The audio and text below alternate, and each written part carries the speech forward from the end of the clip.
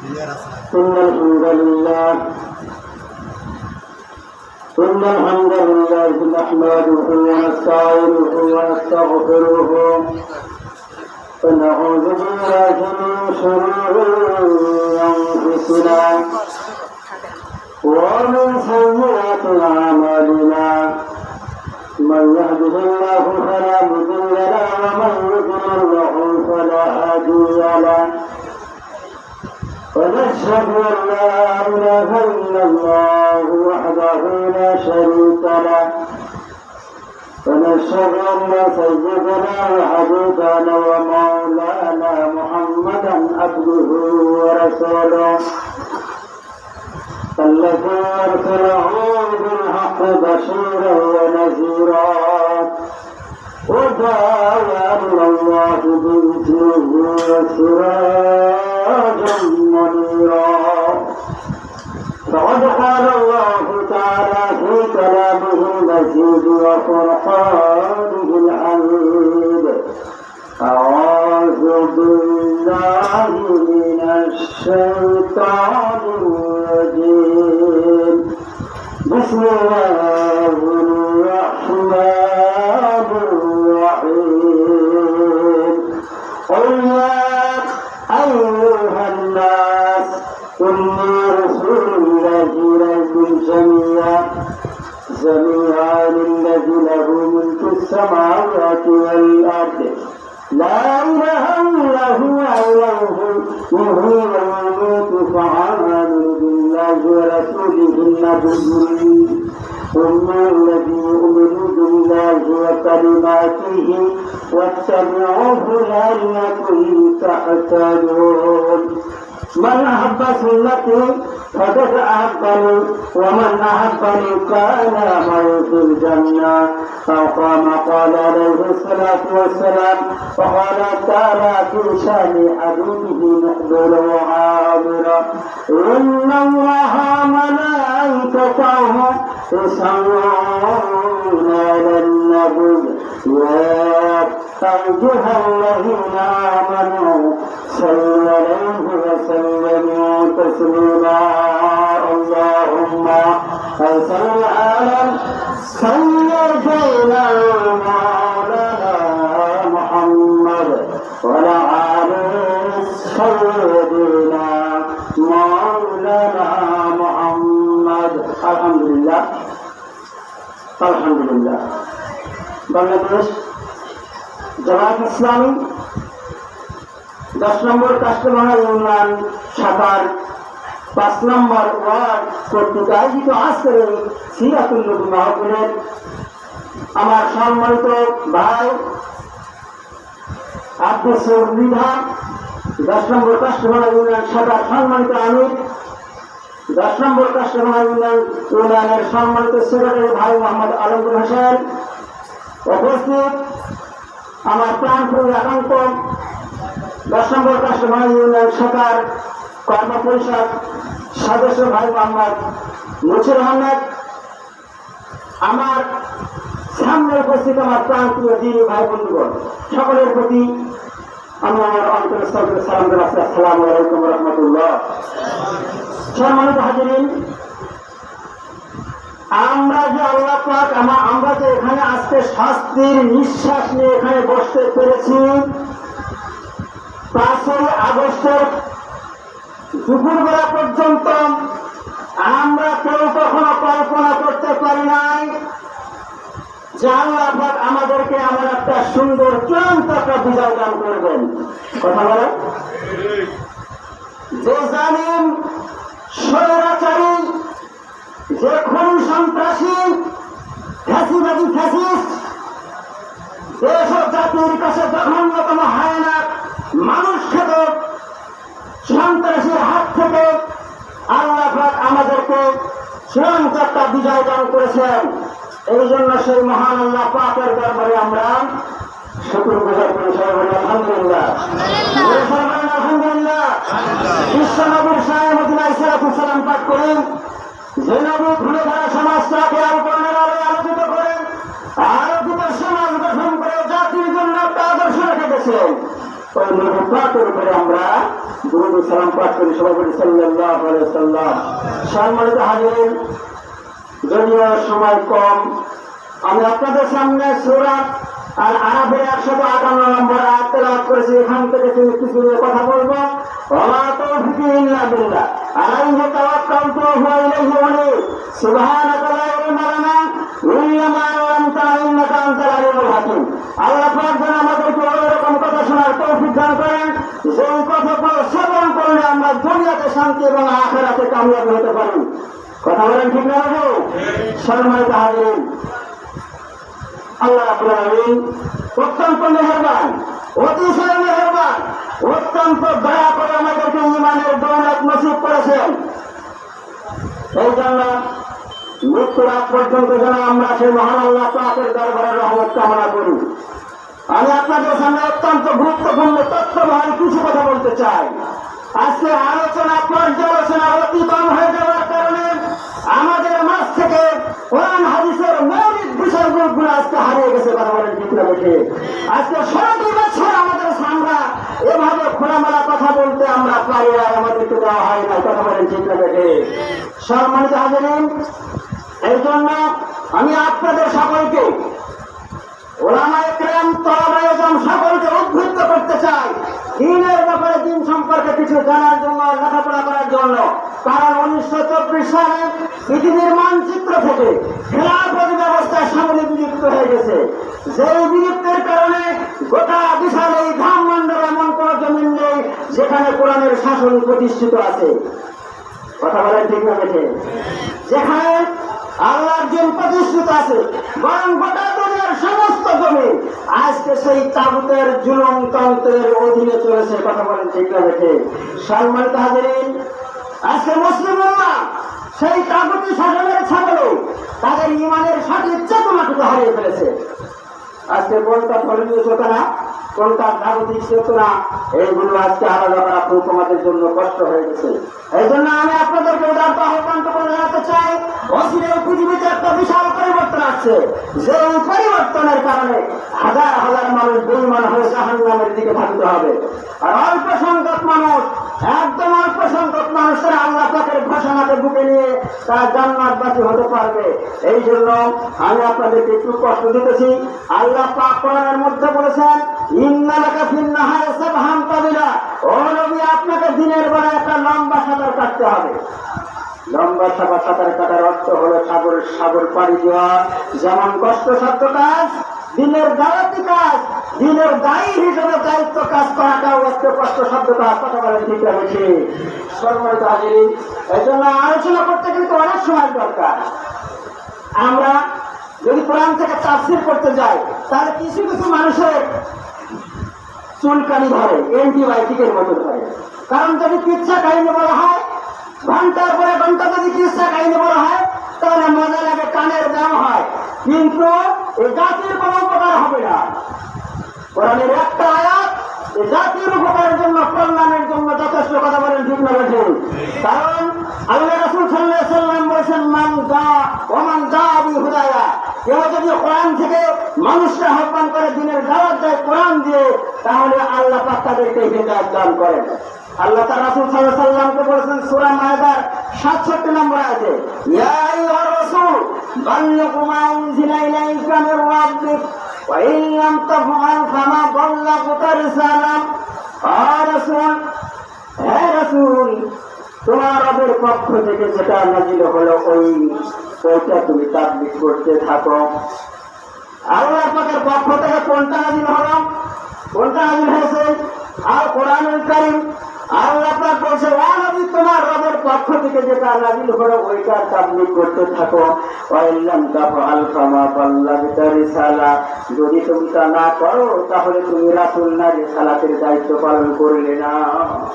কথা বলেন সম্মানিত হাজিরিন, তাহলে আমরা কথা বলবো। এতক্ষণ পর্যন্ত আপনারা যা শুনেছেন, কথা শুনেছেন, কোন কিসসা কাহিনী আমরা বলা হয়েছে? শুনেছেন? কোরআন থেকে বললেই কোরআনের হক আদায় হবে। কোরআন যা চাই সেই আলো থেকে আলোচনা হবে ইনশাআল্লাহ। কারণ হক কথা আমাদেরকে বলতেই হবে। আমি যদি এখন আপনাদের সামনে কথা বলি মুসা আলাইহিস সালামের জীবনী নিয়ে, তাহলে তো ফেরাউনকে বাদ রেখে কথা বলা যাবে না। আমি যদি এখন কথা বলি আপনাদের সামনে ইব্রাহিম আলাইহিস সালামের জীবনের উপরে, তাহলে তো নবুয়তকে বাদ রেখে কথা বলা যাবে না। আমি যদি এখন কথা বলি আমাদের নবী মুহাম্মদ সাল্লাল্লাহু আলাইহি সাল্লামের জীবনের উপরে, তাহলে তো আবু জাহেল, আবু লাহাব, সাইবা, উতবা, উমাইয়া এবং তাদেরকে বাদ রেখে কথা বলা যাবে না। কথা বলেন ঠিক না ঠিক? সুতরাং আজকে যদি আমি কথা বলি বাংলাদেশ ইসলামী আন্দোলন নিয়ে, তাহলে দেশের রাম বাম নাস্তিক মুরতাদ ফ্যাসিবাদী খুনি সন্ত্রাসী তাদেরকে বাদ রেখে কথা বলা যাবে না। কথা বলেন ঠিক না ঠিক? সম্মানিত হাজিরিন, এই জন্য আমি মূল কথাটা বলতে চাই আপনাদের সামনে। আল্লাহ রাব্বুল আলামিন বলছেন, কুল ইয়া আইয়ুহান নাস, হে মানব জাতি। এখানে কিন্তু শুধু মুসলমান জাতি আল্লাহ পাক বলে না, ইয়া আইয়ুহান নাস, হে মানব জাতি, হে বিশ্ব মানব জাতি, বিশ্ব মানবতা, হে বিশ্ব জগতের মানুষ। কুল ইয়া আইয়ুহান নাস ইন্নী রাসূলুল্লাহি ইলাইকুম জামিয়া। আল্লাহ পাক বলেছেন, ও নবী মুহাম্মদ সাল্লাল্লাহু আলাইহি ওয়াসাল্লাম, আপনি বিশ্ববাসীকে জানায়া দেন আমি তোমাদের সকলের জন্য রাসূল। হে দুনিয়াবাসী, আমি তোমাদের সকলের জন্য রাসূল। ওই আল্লাহ পাকের পক্ষ থেকে, যিনি হায়াতের মালিক, জীবিতের মালিক, যিনি ছাড়া কোনো ইলাহ নাই, আইনদাতা বিধানদাতা কেউ নাই, যিনি আসমান জমিনের মালিক, ওই আল্লাহ পাকের পক্ষ থেকে আমি তোমাদের জন্য রাসূল। সম্মানিত হাজিরিন, নবী যদি রাসূল যদি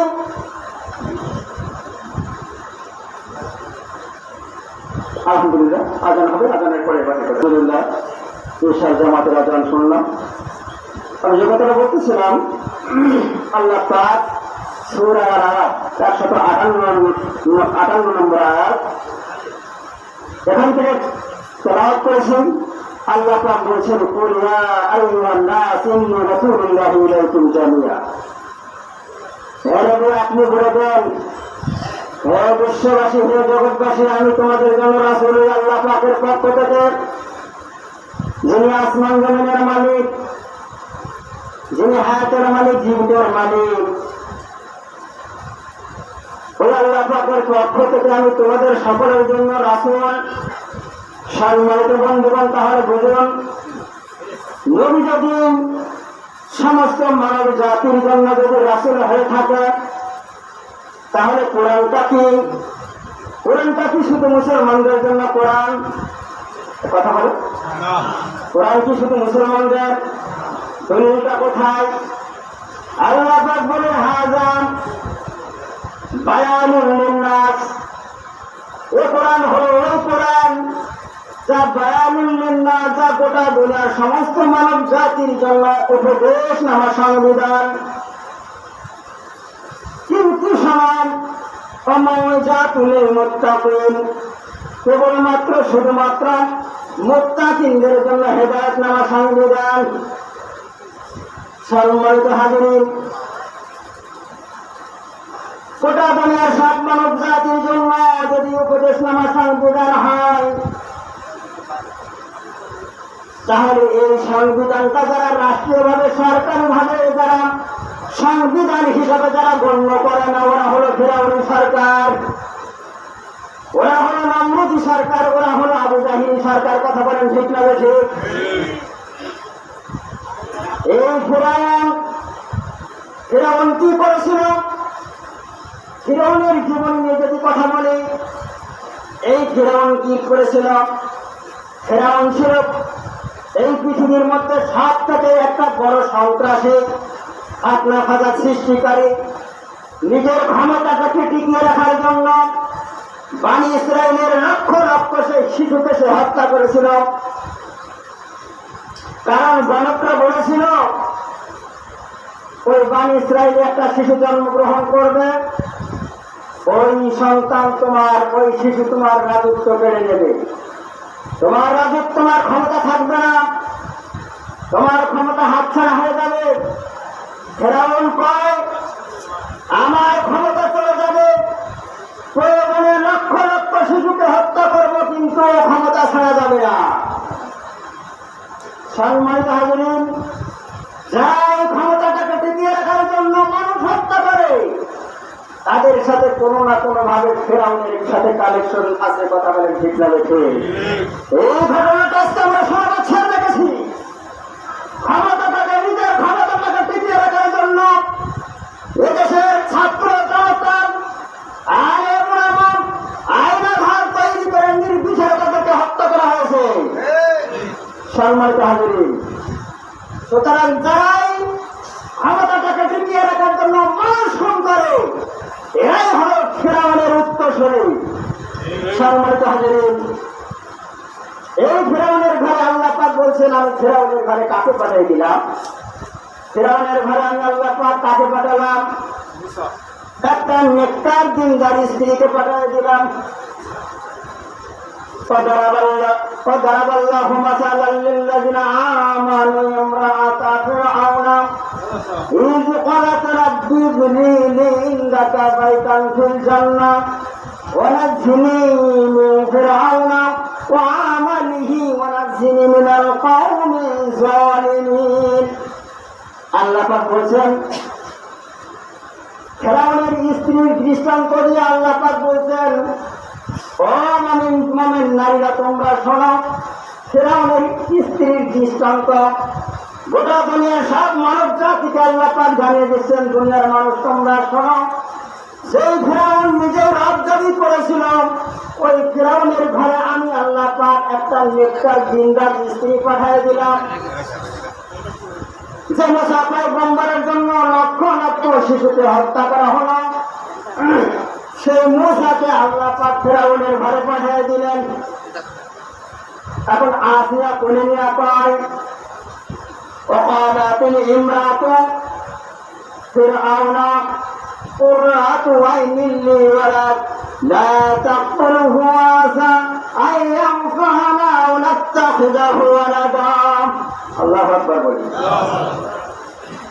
এখন ফেরাউনের স্ত্রী কয়, ফেরাউন আল্লাহ প্রদত্ত সন্তান, আল্লাহ প্রদত্ত নিয়ামত পাইলাম, আসো এই সন্তানটাকে মানুষ করি, সন্তান আমাদের ভবিষ্যতে আমাদের কাজে লাগবে, তোমার আর আমার চোখের শীতল হয়ে যাবে। এখন ফেরাউন কয়, এই সন্তানটা কোথা থেকে আসলো, যার বাপ-দাদার কোনো পরিচয় নাই? ও এটা কোথা থেকে আসলো? আমার মনে হয় যেন এইটাই সেইটা, কারণ ফেরাউনের মনের মধ্যে তো দুটি পুতুল মুতুল রয়েছে। আসিয়া পাই না না, এই সন্তানকে তুমি হত্যা করতে পারবে না। لا تقتلوه عسى أن ينفعنا أو نتخذه ولدا। এই সন্তানকে তুমি হত্যা করতে পারবে না। এই সন্তান যদি আমরা যদি মানুষ বানাতে পারি, আমাদের সন্তান হয়ে যায়, আমাদের কলিজা ঠান্ডা হয়ে যাবে, তোমার আর আমার চোখের শীতল হয়ে যাবে। আল্লাহর পয়গম্বর তিনি বলেন, এই ফেরাউন যদি আসিয়ার কথার সমর্থন দিয়ে যদি বলতো, হ্যাঁ তোমার আর আমার চোখের শীতল হয়ে যাবে, আল্লাহ তার সাথে সাথে ইমানের দৌলত নসিব করে দিতেন। কিন্তু ইমান তো তার কখনো নাই, কারণ তারপরে তো বানিয়েছে নিকৃষ্টতম কালো মাটি দিয়ে। নিকৃষ্টতম কালো মাটি দিয়ে তার জন্ম, সে কখনো পশ্চিম কালো ইমান তার কবুল হবে না। কথা বলি ঠিক না বেশি? সম্মানিত হাজিরিন, এর জন্য সংক্ষিপ্ত ভাবে কথা বলতে হয়। আমাদের নবী মুহাম্মদ সাল্লাল্লাহু আলাইহি সাল্লাম আজকে যদিও ঈদে মিলাদুন নবী, সিরাতুন নবী যেটা আমরা বলি, ঈদে মিলাদুন নবী, এই কথাটা হলো ঈদ মানে খুশি, মিলাদ মানে জন্ম। আমাদের নবীতে নবীর জন্মে আমরা খুশি না বেজা? আমরা খুশি না বেজা? কেমন খুশি? শুধু জন্মে খুশি হলে হবে?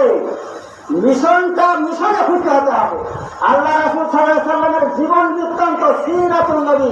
সিরাতুন নবী শব্দের অর্থ হলো জীবন বৃত্তান্ত। আল্লাহ রাসূল সাল্লাল্লাহু আলাইহি সাল্লামের জীবন জিন্দেগিতে যা কিছু হয়েছে ওইটা হলো জানার বিষয়, মানার বিষয়। ঈদে মিলাদুন নবী শুধু জানার বিষয়, মানার বিষয় না। কথা বলেন ঠিক না ঠিক? জন্ম কিভাবে হয়েছে আপনি মানবেন কি করে, এটা শুধু জানার দরকার। আর আপনি যখন সিরাতুন নবী জীবন বৃত্তান্ত এটা জানবেন মানবেন। আল্লাহ রাসূল সাল্লাল্লাহু আলাইহি ওয়াসাল্লামের পূর্ণ জীবনটাই হলো আল কোরআনুল কারীম। বলেন সুবহানাল্লাহ। সম্মানিত হাজিরিন, এই জন্য আমার নবী যখন হেরা গুহা থেকে কোরআন নিয়ে আসলো, আবু জাহেলরা বাধা দিল। বাধা যখন দিল, আল্লাহর নবী বলল, আমাকে বাধা দিও না, আমাকে শান্তিপূর্ণ ভাবে কোরআনের কথা ইসলামের কথা বলতে দাও। আবু জাহেলরা প্রথমে কি করল? প্রথমে গাড়ি বাড়ি টাকা পয়সা সুন্দরী নারীর প্রস্তাব দিল, বলো না আমার ইসলাম ছেড়ে দাও। আল্লাহর নবী বললেন, আমাকে এক হাতে যদি চন্দ্র আর এক হাতে যদি ছুরি এনে দাও তাহলে আমি ইসলাম ছাড়বো না। পরিশেষে তাকে কি বলা হলো? পাগল বলা হলো, জাহেল বলা হলো, নির্বংশ বলা হলো, সিয়াবে আবু তালেবে বন্দী করা হলো। তারপরেও যখন ঠেকানো গেল না তাকে, তখন তাকে হত্যার পরিকল্পনা নেওয়া হলো। কথা বলেন ঠিক না ঠিক?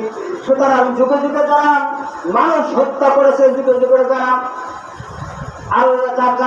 আল্লাহ পাকের বিরুদ্ধে যারা ষড়যন্ত্র করেছে, আল্লাহর ওলাদের বিরুদ্ধে যারা ষড়যন্ত্র করেছে, নবী রাসূলদের বিরুদ্ধে যারা ষড়যন্ত্র করেছেন, আল্লাহ পাক বলছেন অমাকারু মাকরান কুব্বারা, ওরা ষড়যন্ত্র করে মারাত্মক ষড়যন্ত্র। এত বড় সব ষড়যন্ত্র ওরা করে। আমি আল্লাহ পাক কি করি? ওরা ষড়যন্ত্র করে, চক্রান্ত করে, আমি আল্লাহ পাক কৌশল করি। আজকে কৌশল আমরা দেখতে পেয়েছি, কি পাইছি না? কৌশল দেখতে পাই নাই? ওরা ষড়যন্ত্র করে, ওরা চক্রান্ত করে, আমি আল্লাহ পাক কৌশল করি, আর আমার কৌশলটা অতি উত্তম এবং সফল।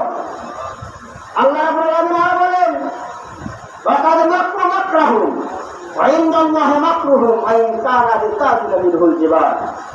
ওরা যত বড় চক্রান্ত করুক না কেন, সব চক্রান্তের রেকর্ড আমি আল্লাহ পাকের কাছে আছে। ওদের চক্রান্ত যদি পাহাড় চলে যেতে পারে, সব চক্রান্ত গুলো আমি আল্লাহ পাক নিঃশেষ আমি একেবারে ধূলিসাৎ করে দিতে পারি। সূরা ইব্রাহিমের 14 নম্বর সূরা 47 নম্বর আয়াত এটা। সম্মানিত হাজিরিন, আল্লাহ পাক বলছেন তাদের চক্রান্ত হলো মাকড়সার জালের মতো। মাসালুল্লাযিনা ইত্তাখাযু মিন দুনিল্লাহি আউলিয়া কামাসালিল আনকাবুত ইত্তাখাযাত বাইতা। আল্লাহ পাক বলছেন ওদের চক্রান্ত হলো মাকড়সার জালের মতো। মাকড়সা যেমন তার সারা জীবনের পুঁজি ব্যয় করে, বাসা তৈরি করে, জালা তৈরি করে, আল্লাহ পাক বলছেন তাদের সব চক্রান্তগুলো আমি একদম মুহূর্তের মধ্যে আমি তাদেরকে ধূলিসাৎ করে দিতে পারি। আজকে 16 বছর ধরে একটা দলকে তারা কি করেছে? সর্বক্ষণ তারা তাদেরকে অত্যাচার, জুলুম, নির্যাতন চালিয়ে এসেছে। সেটাই হলো বাংলাদেশ জামাত ইসলামী। কথা বলেন ঠিক না? সম্মানিত হাজিরিন, আল্লাহ পাক বলছেন ওদের চক্রান্ত হোক মাকড়সার জালের মতো। ইত্তাখাযাত বাইতান, যত চক্রান্ত করো সব চক্রান্তগুলো একদম আমি খুব দ্রুত তাদেরকে আমি একদম নিঃশেষ করে দিতে পারি। সম্মানিত হাজিরিন, এই জন্য আমি সংক্ষিপ্তভাবে যে কথাটা বলতে চাই, আল্লাহ পাক আল্লাহ রাসূল সাল্লাল্লাহু আলাইহি সাল্লামকে মক্কার কুরাইশরা, একদম শেষের দিকে চলে আসি, মক্কার কুরাইশরা কি করলো? আল্লাহ রাসূলকে উৎখাত করবে, ইসলামকে উৎখাত করবে বলে 18 দলীয় জোট গঠন করেছিল। এই 18 দলীয় জোট আজও বাংলাদেশে আছে না নাই? আছে না নাই? এই দলের কাজ হলো ইসলামকে উৎখাত করা। 18 দলীয় জোটের যখন জোট গঠন করলাম, আল্লাহর নবী কি করবেন? একটা পরামর্শ বোর্ড গঠন করলেন। মাগরিবের পরে পরামর্শ বোর্ড গঠন করলেন। পারস্যের সাহাবী সালমান ফারসি বললেন, ইয়া রাসূলুল্লাহ, ইয়া হাবিবাল্লাহ, আমরা পারস্য জাতি যুদ্ধবিদ্যা ভালো জানি। আল্লাহর নবী বললেন তাহলে কি করা যায়? লম্বা খাল কাটেন। লম্বা খাল কাটেন। আমার নবী বললেন তাহলে চওড়া কেমন হবে? সালমান ফারসি বললেন, ইয়া রাসূলুল্লাহ, ইয়া হাবিবাল্লাহ, ইয়া রাসূলুল্লাহ, ইয়া হাবিবাল্লাহ, ইয়া রাসূলুল্লাহ, ইয়া হাবিবাল্লাহ, আমরা পারস্য জাতির যুদ্ধবিদ্যা ভালো জানি। আপনি লম্বা খাল কাটেন, চওড়া হবে একটা দ্রুতগামী ঘোড়া, তেজস্বরী ঘোড়া।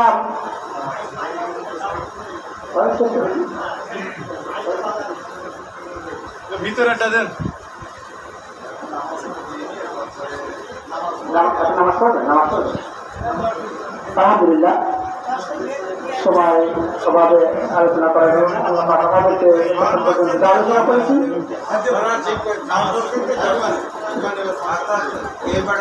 আসসালামু আলাইকুম ওয়া রাহমাতুল্লাহি ওয়া বারাকাতুহু।